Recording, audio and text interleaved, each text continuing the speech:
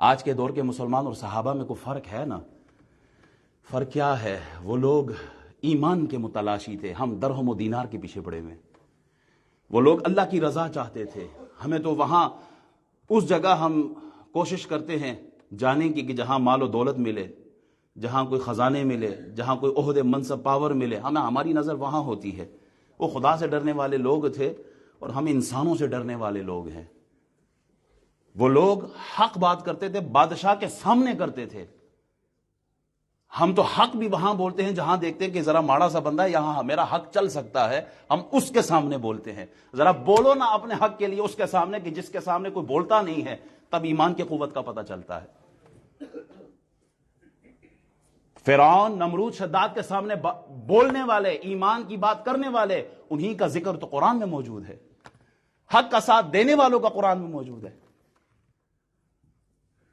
تو صحابہ کرام نے اتحاد اور اتفاق کے ساتھ دنیا کو اپنا میسج دیا ہے۔ قرآن خود کہتا ہے، قرآن کہتا ہے وَلَا تَنَازَعُوا فَتَفْشَلُوا وَتَذْهَبَ رِيحُكُمْ، آپس میں مت جھگڑا کرو۔ یہ جو روب ہے نا، روب، یہ ختم ہو جاتا ہے جب دشمن دیکھتا ہے نا کہ یہ تو آپس میں الجھے ہوئے ہیں، ان کی ہوا اکھڑ جاتی ہے، ان کا روب، وہ دبدبہ، وہ پاور، وہ ختم ہو جاتی ہے۔ اسی لیے آج 57 اسلامی ممالک ایک طرف ہے اور ایک اسرائیل، چھوٹا سا ملک، سب کو آنکھیں دکھاتا ہے۔ کیوں؟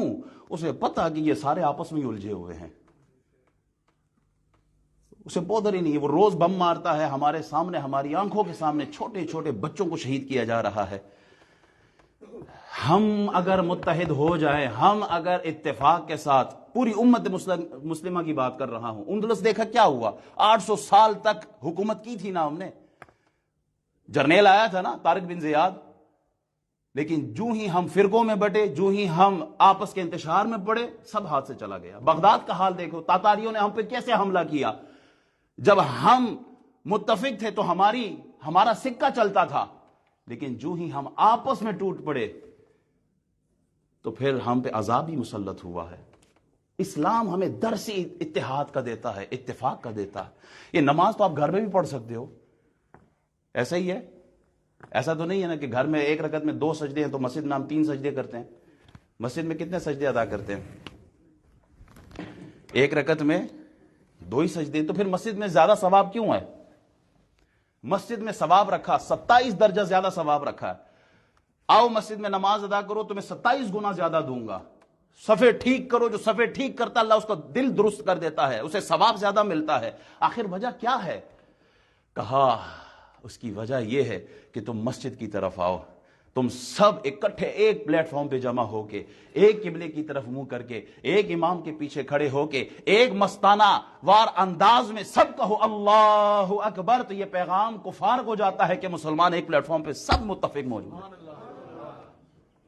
یہ آواز پوری دنیا کو جاتی ہے کہ مسلمان، وہاں تو چرچوں میں ایک دن بلایا جاتا ہے ہفتے میں، اللہ تمہیں دن میں 5 مرتبہ اکٹھا کرتا ہے، 5 نمازوں میں، اور کیا آواز دیتا ہے، کس طرح بلاتا ہے؟ حی علی الفلاح، آؤ کامیابی کی طرف آؤ۔